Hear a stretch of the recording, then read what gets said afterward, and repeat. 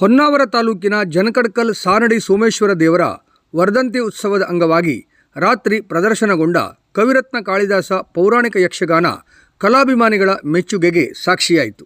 ಪರಮಶಿವನು ಸದ್ಭಕ್ತರ ಕಷ್ಟ ಕಾರ್ಪಣ್ಯಗಳನ್ನು ನಿವಾರಿಸುತ್ತಾ ಸೋಮೇಶ್ವರನಾಗಿ ಜನಕಡ್ಕಲ್ ಗ್ರಾಮದ ಸಾನಡಿಯಲ್ಲಿ ನೆಲೆಸಿದ್ದು, ಶ್ರೀ ದೇವರ ವರ್ಧಂತಿ ಉತ್ಸವವು ವೈದಿಕರಾದ ಕಟ್ಟೆ ಶಂಕರ ಭಟ್ಟರ ಆಚಾರ್ಯತ್ವದಲ್ಲಿ ಶಾಸ್ತ್ರೋಕ್ತವಾಗಿ ನೆರವೇರಿತು. ರುದ್ರಾಕ್ಷಿ ಹೋಮ, ಬಲಿಪೂಜೆ, ರಂಗಪೂಜೆ, ಅನ್ನಸಂತರ್ಪಣೆ ಸಹಿತ ವಿವಿಧ ಧಾರ್ಮಿಕ ಕಾರ್ಯಕ್ರಮಗಳು ನೆರವೇರಿದವು.